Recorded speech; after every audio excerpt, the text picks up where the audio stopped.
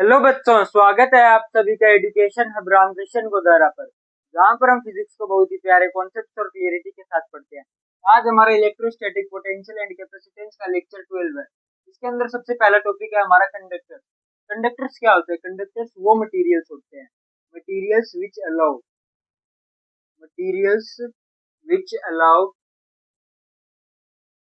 Free flow of charges free flow of charges. Conductors हमारे वो materials होते हैं जिनके अंदर से हमारे चार्जेस इजीली फ्लो कर सकते हैं। और जो कंडक्टर्स होते हैं ये हमारे जनरली मेटल्स होते हैं। जो भी सारे वो मेटल्स होते हैं हमारे, वो जनरली कंडक्टर्स होते हैं, उनके अंदर से हमारा चार्ज फ्लो कर सकता है।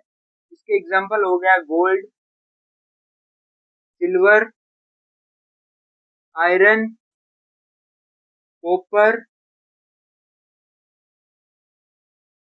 एल्यूमिनियम,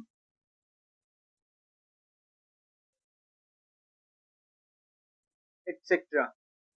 जो भी हमारे जनरली सारे मेटल्स होते हैं वो हमारे कंडक्टर्स होते हैं।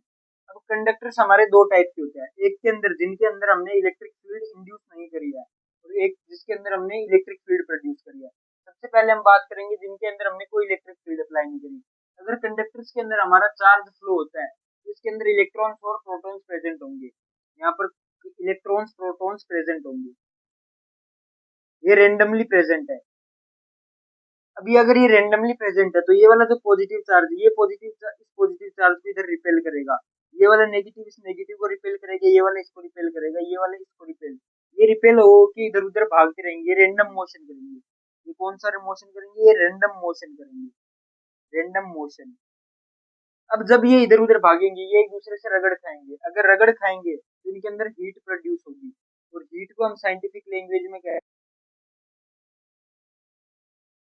तो इनके रैंडम मोशन की वजह से हमारा हीट प्रोड्यूस होगी, थर्मल प्रोड्यूस होगी। तो यहाँ पर इनको हम कह देंगे रैंडम थर्मल मोशन होगा इनका, रैंडम थर्मल मोशन होगा, यानी ऐसा मोशन जो रैंडम होगा पर हीट प्रोड्यूस करेगा। ये बात थी जब हमने कोई एक्सटर्नल फील्ड अप्लाई नहीं करी, नो ई एक्सटर्नल अप्लाइड। अब एक केस आता है जिसके अंदर हम एक इलेक्ट्रिक फील्ड अप्लाई कर देते हैं। ये कंडक्टर है, इसके अंदर प्रोटॉन्स और इलेक्ट्रॉन्स ऐसे रेंडमली पड़े हैं, रेंडमली है। इसके अंदर मैंने एक इलेक्ट्रिक फील्ड अप्लाई कर दी, अप्लाइंग इलेक्ट्रिक फील्ड, अप्लाइंग ई एक्सटर्नल, एक्सटर्नल इलेक्ट्रिक फील्ड। ये कंडक्टर है, कंडक्टर बॉडी है, इसके अंदर से मैंने एक इलेक्ट्रिक फील्ड प्रोड्यूस कर दी, ये एक इलेक्ट्रिक फील्ड इसके अंदर से अप्लाई कर दी। अब ये जो चार्जेस है, हमारी इलेक्ट्रिक फील्ड जो होती है वो पॉजिटिव से ओरिजिनेट होती है, पॉजिटिव से ओरिजिनेट होती है और नेगेटिव पे टर्मिनेट हो जाती है, नेगेटिव पे टर्मिनेट हो जाती है। अगर ये नेगेटिव पे टर्मिनेट होती है और पॉजिटिव से ओरिजिनेट होती है तो ये जो पॉजिटिव वाला है ये सारे नेगेटिव चार्जेस को इसके अंदर से अपनी तरफ अट्रैक्ट कर लेगा और पॉजिटिव चार्जेस को रिपेल कर देगा। इधर सारे नेगेटिव चार्जेस को ये अट्रैक्ट कर लेगा, सारे नेगेटिव चार्जेस को ये इस साइड अट्रैक्ट कर लेगा, और पॉजिटिव चार्जेस को ये रिपेल कर देगा। और ये वाला जो नेगेटिव चार्ज है ये पॉजिटिव चार्ज को अपनी साइड अट्रैक्ट करेगा, एक साइड पॉजिटिव आ जाएगा, एक साइड नेगेटिव।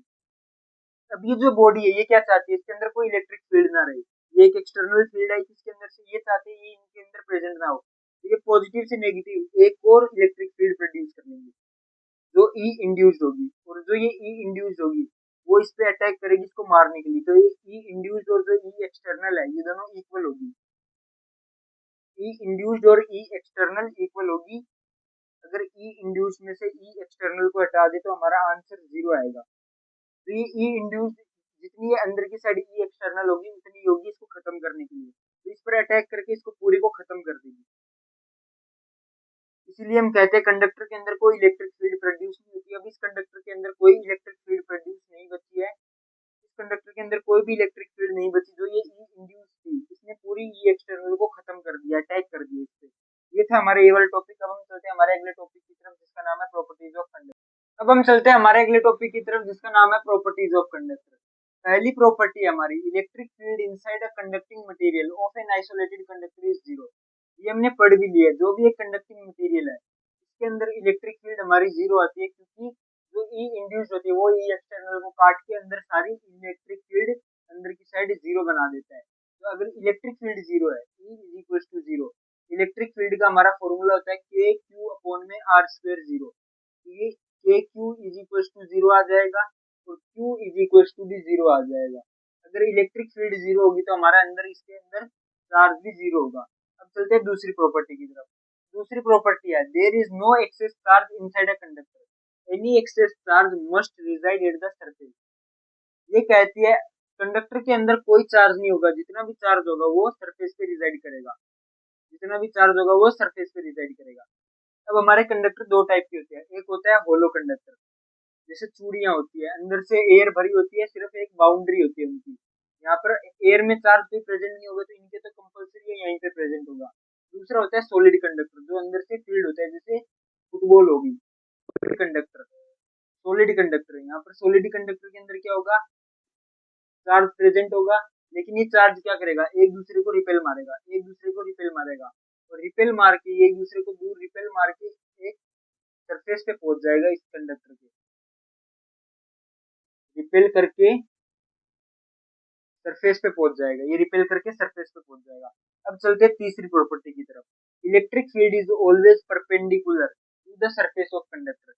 ये एक कंडक्टर है, ये हमारी एक कंडक्टिंग बॉडी है और एक कंडक्टर है, इसके अंदर से जो भी इलेक्ट्रिक फील्ड निकलेगी वो हमेशा परपेंडिकुलर होगी, 90 डिग्री पे होगी। अगर 90 डिग्री पे नहीं हुई, जैसे अगर मैं ये वाली इलेक्ट्रिक फील्ड लेकिन 90 डिग्री पे नहीं है, तो इसका एक कंपोनेंट ब्रेक करेंगे हम। एक आएगा ये वाला कंपोनेंट, इसका ई, इसको मैं ई बोलता हूँ, ये आ जाएगा ई कोस थीटा, और ये जो कंपोनेंट आएगा इसका 90 डिग्री पे, ये आ जाएगा ई साइन थीटा। ये जो ई साइन थीटा है ये तो परपेंडिकुलर हो गया, और ये जो ई कोस थीटा है ये इसको मूव करने में हेल्प कर देगा, ये इसको फोर्स देगा और फोर्स की जगह से ये इसको मूव करने में हेल्प करेगा। यहाँ पर करंट आ जाएगा और करंट को मूव करने में हेल्प करेगा।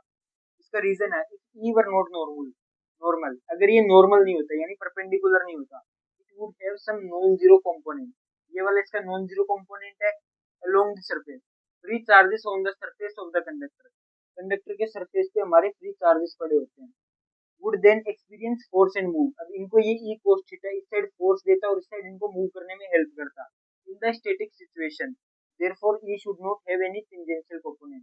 हम यहाँ पर स्टैटिक की बात कर रहे हैं, इलेक्ट्रोस्टैटिक की बात कर रहे हैं, चार्जेस इन रेस्ट की, लेकिन यहाँ पर ये चार्ज एक मोशन पकड़ लेता है जो कि हमारा पॉसिबल नहीं है। अब हम चलते हैं हमारी अगली प्रॉपर्टी की तरफ, हम चलते हैं हमारी फोर्थ प्रॉपर्टी की तरफ। फोर्थ प्रॉपर्टी है electrostatic potential is constant throughout the volume of the conductor and has same value as inside on its surface।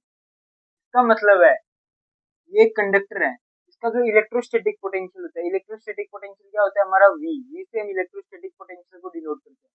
इसके अंदर जो भी हमारा वी होगा अंदर वाला, वो एक इसके सरफेस वाला, इसके सरफेस वाले वी के बराबर होगा। सरफेस पे वी क्या होता है, अगर इसका डिस्टेंस में ये यहाँ से आर लूं और यहाँ पर मेरे को निकालना है एक्स पे, इस सरफेस पे होगा वी एस होगा, वी एस यानी वी ऑन सरफेस, वो होगा के क्यू अपॉन में कैपिटल आर, इसके ऊपर चार्ज लेता हूँ मैं स्मॉल क्यू, के क्यू अपॉन में कैपिटल आर, और जो ये वी एक्स होगा, वी एक्स इसको हमें निकालना है, तो वी यहाँ पर कैसे निकालेंगे,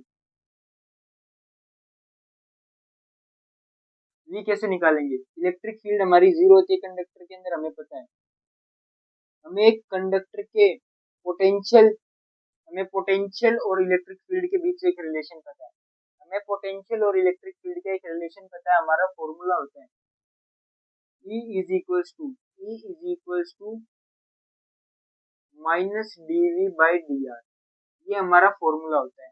अब यहाँ पर हमारी जो इलेक्ट्रिक फील्ड है ये जीरो है, तो zero is equals to dv upon में dr, dv अपॉन में dr, तो dv आ गया जीरो। अगर किसी चीज का इंटीग्रेशन या डिफरेंशिएशन कांस्टेंट होता है तो उसका मतलब है वो वैल्यू, अगर जीरो होता है तो उसका मतलब है वो वैल्यू कांस्टेंट है। अगर किसी चीज का इंटीग्रेशन या डिफरेंशिएशन जीरो आता है इसका मतलब वो कांस्टेंट है। तो अगर इसका डिफरेंशिएशन या इंटीग्रेशन करेंगे तो ये आ जाएगा v is equal to constant, यानी ये v कांस्टेंट रहेगा। कांस्टेंट मतलब ये v x v होगा k क्यू अपॉन में कैपिटल आर, ये सेम रहेगा, ये होगी इसकी डेरिवेशन। अब हम चलते हैं हमारे अगले पॉइंट की तरफ। The electric field on the surface of the conductor is sigma upon epsilon not, is sigma upon epsilon not irrespective of its shape. इसके अंदर हम इररिस्पेक्टिव शेप का ध्यान न रखते हुए हमें एक इलेक्ट्रिक फील्ड निकालनी है, वो इलेक्ट्रिक फील्ड हमारी इक्वल आएगी सिग्मा अपॉन एप्सिलॉन नॉट के। चलो करके देखते हैं।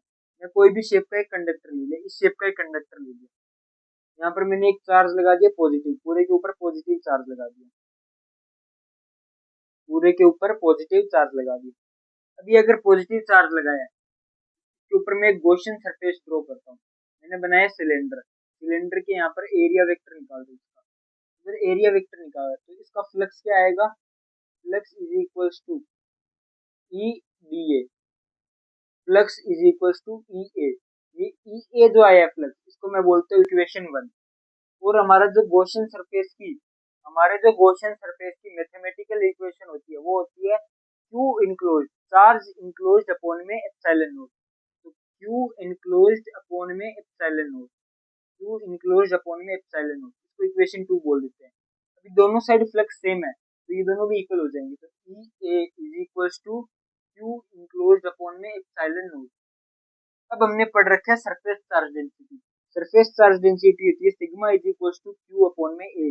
अब यहाँ से हम चार्ज निकालेंगे, Q आ जाएगा हमारा सिग्मा A के इक्वल, ये जो Q सिग्मा A के इक्वल है इसको मैं थर्ड इक्वेशन बोल देता हूँ, तो इस थर्ड इक्वेशन के अंदर पुट करता हूँ, इस वाली इक्वेशन के अंदर पुट करता हूँ, यहाँ पर Q की जगह आ जाएगा सिग्मा A, तो E A is equals to sigma A upon में एप्सिलॉन नॉट, ए से ए ये कट जाएगा तो ई आ जाएगा सिग्मा अपॉन में एप्सिलॉन नॉट, ये आ गई इलेक्ट्रिक फील्ड और यही यहाँ पर दे रखी थी।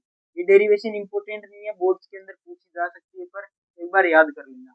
ये था आज का हमारा लास्ट टॉपिक, अब हम मिलेंगे अगली क्लास के अंदर जिसके अंदर हम इसकी एक प्रॉपर्टी बची है जो कम से कम 15-20 मिनट लेगी समझाने में, वो लास्ट प्रॉपर्टी हमारी इसकी बची है और उसके आगे हम अपने चैप्टर को आगे कंटिन्यू करेंगे, डाई इलेक्ट्रिक्स, इंसुलेटर्स, कैपेसिटेंस और इन सब की तरफ हम बढ़ते बढ़ते चैप्टर को खत्म करेंगे।